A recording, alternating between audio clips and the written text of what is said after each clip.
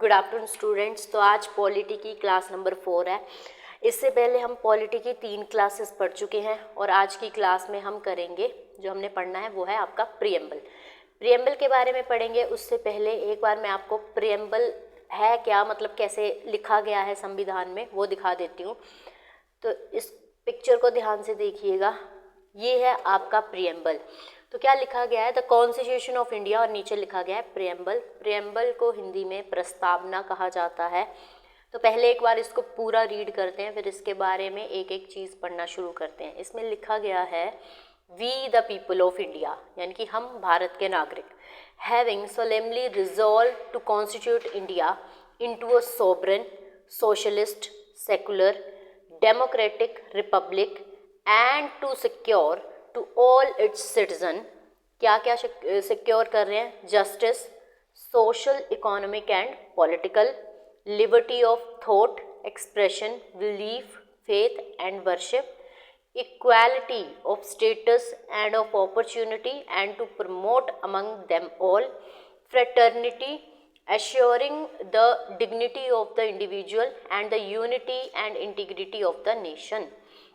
In our Constituent Assembly, this 26th day of November 1949, do hereby adopt, enact and give to ourselves this Constitution. तो ये पूरा preamble है। ये पूरा ऐसे याद करने की ज़रूरत नहीं है, जिसको हम तोड़ तोड़ के याद करेंगे। हर एक चीज़ जो यहाँ पे लिखी गई है कैपिटल लेटर में, मतलब जो डार्क है, उनके बारे में उनका मीनिंग समझेंगे, और वो सारे मीनिंग आपके पेपर में पूछे भी जाते हैं। तो शुरुआत करते हैं प्रियम्बल की, ठीक है। एक बार आपने देख लिया होगा, इसको एज इट इज़ लर्न करने की ज़रूरत नहीं है। तो थोड़ा सा हम पीछे की तरफ चलेंगे। पीछे की तरफ इन द सेंस हम 3rd मीटिंग याद करते हैं कॉन्स्टिट्यूएंट असेंबली की। कब हुई थी? वो हुई थी December 13, 1946 को। इस दिन जवाहरलाल नेहरू जी आए थे और वो लेके आए थे अपने साथ ऑब्जेक्टिव रेजोल्यूशन। उसी ऑब्जेक्टिव रेजोल्यूशन को बाद में कॉन्स्टिट्यूएंट असेंबली ने अडॉप्ट किया था, अडॉप्ट लिख देती हूँ, अडॉप्ट किया था 22 जनवरी 1947 को। और आज इसी ऑब्जेक्टिव रेजोल्यूशन को हम क्या बोलते हैं? प्रियम्बल बोलते हैं। तो पहले तो यही डेट याद रखनी है कि प्रियम्बल को लाया कब गया, किसके द्वारा लाया गया, और किसने, मतलब कॉन्स्टिट्यूएंट असेंबली ने इसको अडॉप्ट कब किया है। तो प्रेजेंट किया 13 दिसंबर 1946 को जवाहरलाल नेहरू जी ने, ऑब्जेक्टिव रेजोल्यूशन बोला गया, और अभी हम इसको प्रियम्बल बोलते हैं। और इसे कॉन्स्टिट्यूएंट असेंबली ने अडॉप्ट किया था 22 जनवरी 1947 की। अगर ये जितनी भी, इससे पहले हमने जब प्रियम्बल पढ़ा तो उसमें आपने देखा होगा हमने हर एक चीज़ लिखी है, या फिर हम बोल सकते हैं कि फिलॉसफी ऑफ कॉन्स्टिट्यूशन जो है, हमें वो प्रियम्बल को देख के पता चल जाता है। मतलब कि ये गाइड की तरह बिहेव करती है। इससे हमें ये पता चलता है कि हम कॉन्स्टिट्यूशन में बात किस किस के रिगार्डिंग करने वाले हैं। तो इसके ऊपर, यानी कि प्रियम्बल के ऊपर कमेंट्स भी किए हैं डिफरेंट लोगों ने। तो देखते हैं किसने क्या कमेंट किया है। तो यहाँ पे मैं लिख दूंगी कमेंट्स, प्रियम्बल पे किसने क्या क्या कमेंट किया है। तो सबसे पहले प्रियम्बल को कहा गया है आईडी कार्ड ऑफ कॉन्स्टिट्यूशन, मतलब कि संविधान का परिचय पत्र। जैसे हमारा आईडी कार्ड रहता है स्कूल कॉलेजेस का, तो वहाँ पे नाम, एड्रेस, इस तरह से सारी चीज़ें होती हैं। तो इस प्रियम्बल में भी कॉन्स्टिट्यूशन के बारे में एक ओवरव्यू दिया गया है, तो इसलिए इसे आईडी कार्ड कहा गया है बाय N.A. पालखीवाला के द्वारा। याद रखना है, यहाँ से क्वेश्चन बनता है। N.A. पालखीवाला के द्वारा इसे आईडी कार्ड कहा गया है। नेक्स्ट इसी को कहा गया है, यानी कि प्रियम्बल को कहा गया है पॉलिटिकल होरोस्कोप ऑफ कॉन्स्टिट्यूशन। तो पॉलिटिकल होरोस्कोप किसने कहा है? ये K.M. मुंशी जी ने कहा है। पॉलिटिकल होरोस्कोप बोलने का मतलब है राजनीतिक कुंडली। तो ये किसने कहा है? K.M. मुंशी जी ने कहा है। इसको ज्वेल सेट कहा है, ज्वेल सेट कहा है वाय ठाकुरदास, पंडित ठाकुरदास जी ने ये कहा है। तो ये स्टेटमेंट्स याद रखनी है कि किसने क्या कहा है। ID card N.A. पालखीवाला ने कहा है, पॉलिटिकल हॉरोस्कोप K.M. मुंशी ने कहा है, ज्वेल सेट ठाकुरदास ने कहा है। तो ये चीज़ें याद रखनी है। अब हम पढ़ना शुरू करते हैं प्रियम्बल को पूरे तरीके से। तो सबसे पहले हम लिखेंगे, यहाँ पे कलर चेंज कर लेती हूँ पेन का। हम लिखेंगे जो जितनी चीज़ें भी अब हमें प्रियम्बल को पढ़ के समझ आती है ना, वो सारी हम यहाँ पे डिटेल में देखने वाले हैं। जैसे कि पहले मैं लिख रही हूँ source of power of constitution.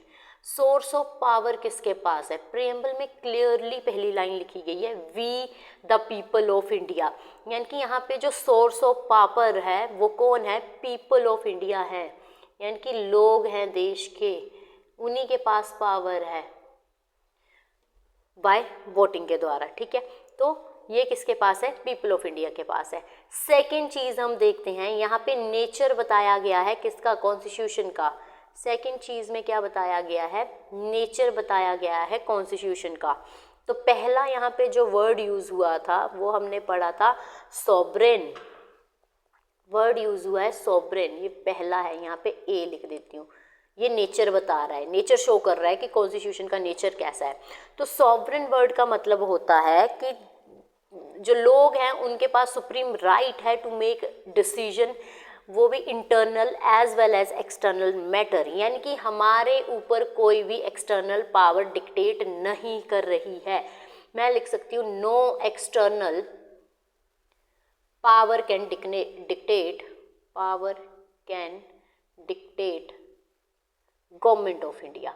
Bharat सरकार को कोई भी बाहरी पावर डिक्टेट नहीं कर रही है।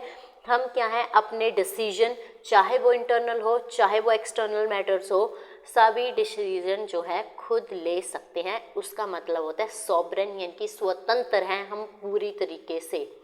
सेकंड जो वर्ड प्रियम्बल में मेंशन किया गया है वो है आपका सोशलिस्ट, समाजवाद जिसको हम हिंदी में कहते हैं सोशलिस्ट। सोशलिस्ट का मतलब होता है कि जितनी भी वेल्थ जनरेट की जाएगी वो शेयर की जाएगी इक्वली इन द सोसाइटी में। तो गवर्नमेंट को ये रेगुलेट करना होता है कि ओनरशिप जो है लैंड की या इंडस्ट्री की, उसमें सोशियो इकोनॉमिक इनइक्वालिटी ना हो। इसका बोलने का मतलब है कि हम क्या कर रहे हैं, जितनी भी वेल्थ जनरेट कर रहे हैं उसे इक्वली शेयर करेंगे सोसाइटी में। ठीक है, इसका मीनिंग लिख लेना, मैं एक बार बोल देती हूँ। Wealth is generated socially and should be shared equally by society. जो भी वेल्थ हम जनरेट कर रहे हैं उसको क्या किया जाएगा? शेयर किया जाएगा इक्वली, यानी कि समान रूप से शेयर किया जाएगा। वैसे ही हम बात करते हैं, जैसे ना आपका ये रशिया जो कंट्री है, रशिया में आपकी इस तरह की हमें सोशलिस्टिक इकोनॉमी देखने को मिलती है, समाजवादी अर्थव्यवस्था देखने को मिलती है। पर जहां हम बात करेंगे यूएसए की, वहां पे हमें कैपिटलिस्ट पूंजीवाद इकोनॉमी देखने को मिलती है, मतलब वो प्रॉफिट पे ज़्यादा ध्यान देते हैं। सोशलिज्म का मतलब होता है जब हम समाजवाद यानी कि लोगों का भला करने में ज़्यादा बिलीव कर रहे हैं, यूएसए में प्रॉफिट कमाने में ज़्यादा बिलीव कर रहे हैं। और वहीं अगर मैं इंडिया की बात करूँगी तो यहाँ पे मिक्स्ड इकोनॉमी है, जहाँ पे हम समाजवाद और पूंजीवाद यानी कि कैपिटलिज्म और सोशलिज्म दोनों का ही मिक्सचर इंडिया में देखने को मिलता है। नेक्स्ट थर्ड वर्ड जो लिखा गया था जो नेचर को शो करता है, दैट इज सेकुलर। अगला वर्ड है सेकुलर। सेकुलर वर्ड का मीनिंग है कि यहाँ पे सभी लोगों को, सिटीजन्स को फ्रीडम है टू फॉलो एनी रिलीजन। और यहाँ पे ऐसा नहीं है कि सभी लोगों पे कोई एक रिलीजन थोप दिया जाएगा। यहाँ पे क्या है, फ्रीडम ऑफ रिलीजन है, फ्रीडम है टू फॉलो एनी रिलीजन, मतलब जिस व्यक्ति का जो मन हो वो उस रिलीजन को फॉलो कर सकता है। या फिर हम बोल सकते हैं कि हमारे स्टेट यानी कि इंडिया का कोई स्पेसिफिक रिलीजन नहीं है। इंडिया कैसा है, सेकुलरिज्म कंट्री है और ये इसके पॉजिटिव कॉन्सेप्ट को फॉलो करते हैं। ठीक है, तो सब कोई भी रिलीजन फॉलो कर सकते हैं। नेक्स्ट जो वर्ड है यहाँ पे वो है डेमोक्रेटिक। डेमोक्रेटिक वर्ड का मतलब होता है लोकतंत्र, यानी कि यहाँ पे क्या है, गवर्नमेंट जो है वो of the people, by the people and for the people है, लोकतंत्र जिसको हम कहते हैं। ठीक है, लोकतंत्र पता होगा क्या कहते हैं हम, गवर्नमेंट ऑफ द पीपल, लोगों की सरकार है। ठीक है, बाय द पीपल, लोगों के द्वारा सरकार है। और तीसरी चीज हम क्या कहते हैं, फॉर द पीपल, लोगों के लिए सरकार है। ठीक है, तो वही डेमोक्रेसी का मतलब है यहाँ पे, और ये लिखा गया है आपके प्रेम्बल में भी मेंशन किया गया है। नेक्स्ट वर्ड यहाँ पे आएगा रिपब्लिक। रिपब्लिक वर्ड भी पेपर में बहुत बार पूछा जाता है, इसका मीनिंग भी पूछा जाता है। मीनिंग क्या है रिपब्लिक वर्ड का, कि जो हमारे स्टेट का हेड है, हेड बोलने का मतलब है, स्टेट बोलने का मतलब है कंट्री, तो कंट्री का जो हेड है वो इलेक्ट किया जाता है, ना कि ऐसा है कि वो हेरिडिटरी पे नहीं है, नॉट बेस्ड ऑन हेरिडिटरी। ठीक है, ये लिखी देती, नॉट बेस्ड ऑन हेरिडिटरी, वंशानुगत नहीं है। फॉर एग्जाम्पल सबसे पहले तो हेड ऑफ स्टेट होता कौन है वो हम देख लेते हैं। हेड हमारा यहाँ पे होता है प्रेसिडेंट। प्रेसिडेंट को हम देश का हेड बोलेंगे। अब प्रेसिडेंट के जो हैं वो इलेक्शन होते हैं, हाँ डायरेक्टली इलेक्टेड नहीं होते हैं, इनडायरेक्ट इलेक्शन होते हैं, बट स्टिल इलेक्शन तो होते हैं। इनडायरेक्ट इलेक्शन को अप्रत्यक्ष चुनाव हम हिंदी में कहेंगे। लेकिन ये जो पोस्ट है ये हेरिडिटरी नहीं है। फॉर एग्जांपल अभी प्रेसिडेंट द्रौपदी मुर्मू है, तो ऐसा नहीं है कि नेक्स्ट उनके बेटा या बेटी प्रेसिडेंट बनेगी। वो क्या है, इलेक्शन के थ्रू जो भी है नया प्रेसिडेंट चुना जाएगा, उसको हम रिपब्लिक स्टेट कहते हैं। और यूके आपका रिपब्लिक स्टेट नहीं है, क्योंकि वहाँ पे जो भी राजा या रानी होती है वही रूल करती है, फैमिली एक चली आ रही है, तो वो रिपब्लिक नहीं है, हमारी कंट्री रिपब्लिक है। नेक्स्ट हम बात करते हैं अब जो तीसरी चीज़ हम प्रियम्बल में पढ़ते हैं। अभी तक हम दो चीज़ें पढ़ चुके हैं। पहला हमने सुप्रीम पावर देखी है किसके पास है, सेकंड हमने इसका नेचर देखा है। अब हम इसके ऑब्जेक्टिव देखेंगे, किसके, प्रियम्बल के ऑब्जेक्टिव देखेंगे। ठीक है, कॉन्स्टिट्यूशन में इसके क्या ऑब्जेक्टिव हैं। तो पहला ऑब्जेक्टिव है जस्टिस। लिखा गया था कि जस्टिस किस तरह का न्याय दिया जाएगा। 3 टाइप से न्याय जो है प्रियम्बल में लिखा गया है। वो लिखा गया है सोशल, देन लिखा है इकोनॉमिक एंड पॉलिटिकल जस्टिस की बात यहाँ पे हो रही है, यानी कि समाजवादी न्याय, इकोनॉमिक यानी कि आर्थिक न्याय, और पॉलिटिकल यानी कि राजनीतिक न्याय की बात की गई है, यानी कि हर एक ग्राउंड पे न्याय देने की बात की गई है विदाउट डिस्क्रिमिनेशन। ठीक है, उसके बाद जो सेकंड ऑब्जेक्टिव लिखा गया है दैट इज लिबर्टी, यानी कि स्वतंत्रता। लिबर्टी की बात करें, लिबर्टी भी 5 टाइप से लिबर्टी दी गई है, 5 याद रखने हैं। पहला है थॉट की स्वतंत्रता, मतलब विचार, आप कुछ भी सोच सकते हैं। एक्सप्रेशन की स्वतंत्रता, यानी कि आप अपने विचारों को एक्सप्रेस, अभिव्यक्त कर सकते हैं। बिलीफ, किसी में भी विश्वास कर सकते हैं, फेथ रख सकते हैं, और वर्शिप कर सकते हैं। तो ये 5 तरह से हमें लिबर्टी जो है प्रियम्बल में मेंशन की गई है कि कुछ भी कर सकते हैं, सोच सकते हैं, अभिव्यक्त कर सकते हैं, किसी में भी बिलीव कर सकते हैं, वर्शिप कर सकते हैं। तो ये 5 तरह की लिबर्टी दी गई है। जस्टिस 3 तरह के थे और लिबर्टी 5 तरह की प्रियम्बल में मेंशन की गई है। तीसरी चीज़ जो ऑब्जेक्टिव है, थर्ड ऑब्जेक्टिव जो है प्रियम्बल का, दैट इज इक्वालिटी, समानता। ठीक है, इक्वालिटी की बात हम यहाँ पे करते हैं। और इक्वालिटी कितने टाइप की बोली गई है, 2 टाइप की। इट मीन्स कि स्टेटस, सभी का जो स्टेटस है वो इक्वल रहेगा। एंड इक्वालिटी हमने बोला है अपॉर्चुनिटी में, यानी कि सभी को ही समान अवसर प्राप्त होने चाहिए। तो 2 तरह की इक्वालिटी की बात की गई है, स्टेटस और अपॉर्चुनिटी की बात यहाँ पे की गई है। नेक्स्ट जो ऑब्जेक्टिव है दैट इज फ्रेटर्निटी। फ्रेटर्निटी हम बोलते हैं बंधुता। बंधुता नहीं याद रखना है तो भाईचारा याद रखना है। भाईचारा अगर वर्ड लिख लोगे ना तो आपका काम चल जाएगा। भाईचारा बोलने का मतलब है कि सारे ही लोग जो हैं वो एक दूसरे के साथ एज अ फैमिली बिहेव करें, यानी कि सब लोगों को अच्छे से एक दूसरे के साथ ट्रीट करें। अब जब हमने सोर्सेज ऑफ इंडियन कॉन्स्टिट्यूशन लिखे थे तो वहाँ पे मैंने लिखवाया है ये जो लिबर्टी वर्ड है, इक्वालिटी वर्ड है, फ्रेटर्निटी वर्ड है, ये फ्रांस से लिए गए हैं, रिपब्लिक वर्ड है।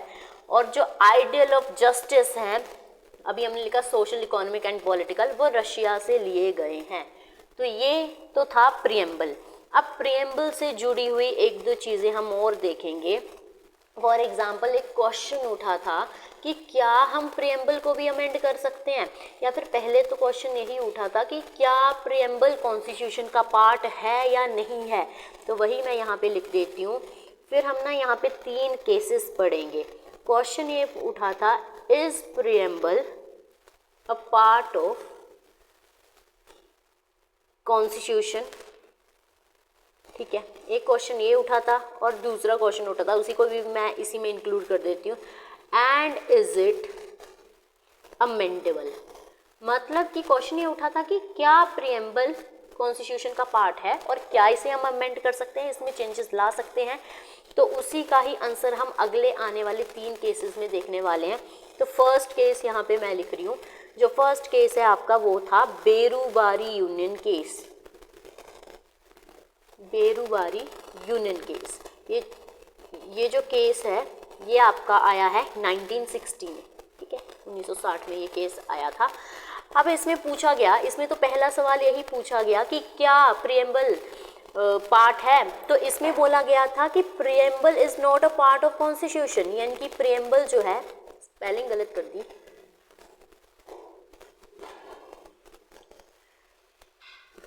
Preamble is not part of constitution, not a part of constitution, यानी कि इसमें बोला गया कि प्रियम्बल जो है वो कॉन्स्टिट्यूशन का पार्ट नहीं है। ठीक है, नहीं है। तो फिर अब सुप्रीम कोर्ट ने ये जजमेंट दी है, तो सुप्रीम कोर्ट की जजमेंट तो सब पे ही लागू होती है। तो बेरूबारी केस में क्या बोला गया, प्रियम्बल कॉन्स्टिट्यूशन का पार्ट नहीं है। वहीं सेकंड केस आएगा, ये पहला वाला केस था। ठीक है, सेकंड केस आएगा वो आता है केशवानंद भारती केस। बहुत इंपॉर्टेंट केस है ये बार बार आपको देखने को मिलेगा पॉलिटी में। केशवानंद भारती केस ये आया था 1973 में, ये वाला केस आया था 1973 में। अच्छा, ये यहाँ पे फिर से सुप्रीम कोर्ट एक बार दोबारा मिला ये कि इस केस के रिगार्डिंग, और यहाँ पे सुप्रीम कोर्ट ने अपनी ही जजमेंट को, जो बेरूबारी यूनियन केस में इन्होंने जजमेंट दी थी कि प्रियम्बल जो है वो कॉन्स्टिट्यूशन का पार्ट नहीं है, उसे ओवररूल करते हुए यहाँ पे बोला कि preamble is part of constitution, कि प्रियम्बल कॉन्स्टिट्यूशन का पार्ट है, इज पार्ट ऑफ कॉन्स्टिट्यूशन।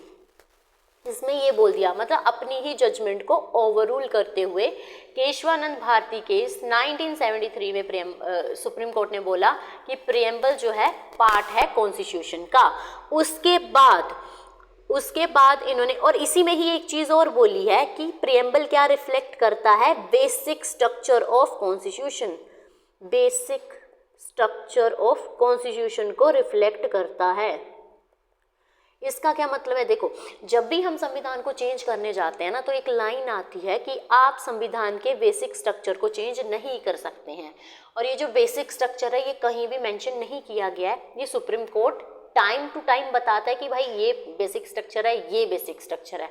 और केशवानंद भारती केस में सुप्रीम कोर्ट ने बोला कि भाई जो प्रियम्बल है एक तो पार्ट है कॉन्स्टिट्यूशन का, और दूसरा ये क्या है, बेसिक स्ट्रक्चर ऑफ कॉन्स्टिट्यूशन भी है। मतलब कि हम प्रियम्बल के साथ ज़्यादा छेड़खानी नहीं कर सकते हैं, उसकी जो लैंग्वेज लिखी गई है उसमें चेंजेस नहीं कर सकते हैं। नेक्स्ट इसमें लिखा गया, जो तीसरा केस आया वो LIC केस आया 1995 में। ठीक है, इन्होंने फिर से जो केशवानंद भारती केस में बात बोली गई थी उसे रीअफर्म करते हुए बोला कि yes, preamble is integral part of Indian constitution. मैंने इंटीग्रल की स्पेलिंग गलत कर दी क्या, देख लेना। इंटीग्रल पार्ट ऑफ कॉन्स्टिट्यूशन, कि कॉन्स्टिट्यूशन का अभिन्न अंग है जिसे अलग नहीं किया जा सकता इंडियन कॉन्स्टिट्यूशन से। ठीक है, तो ये 3 केसेस हैं, इन तीनों केसेस को ध्यान रखना। एक मैंने बोला कौन सा वाला, बेरूबारी यूनियन केस 1960, जिसमें ये बोला गया था कि प्रियम्बल जो है वो इंडियन कॉन्स्टिट्यूशन का पार्ट नहीं है। सेकंड केस था आपका केशवानंद भारती केस 1973 का। इसमें एक बात तो ये कही गई कि यस, प्रियम्बल जो है कॉन्स्टिट्यूशन का पार्ट है, और इसमें दूसरी बात भी बहुत इंपॉर्टेंट बोली गई कि कॉन्स्टिट्यूशन का बेसिक स्ट्रक्चर है प्रियम्बल। और थर्ड केस में इसी बात को रीअश्योर करते हुए सुप्रीम कोर्ट ने बोला कि प्रियम्बल इंटीग्रल पार्ट है इंडियन कॉन्स्टिट्यूशन का। तो यहाँ पे जो हमने 2 सवाल पूछे थे ना, क्या पूछा था कि is preamble is a part of constitution, तो वो क्लियर हो गया। अभी अगर ये क्वेश्चन पूछा जाएगा तो आप बोलोगे yes, preamble is a part of constitution. अब सेकंड वाले पार्ट पे ध्यान देते हैं। यहाँ पे पूछा गया इज इट अमेंडेबल, तो हम देखेंगे कि क्या आपका जो ये है प्रियम्बल, इसको अमेंड किया जा सकता है या नहीं किया जा सकता है, वो अब हम यहाँ पे देखने वाले हैं।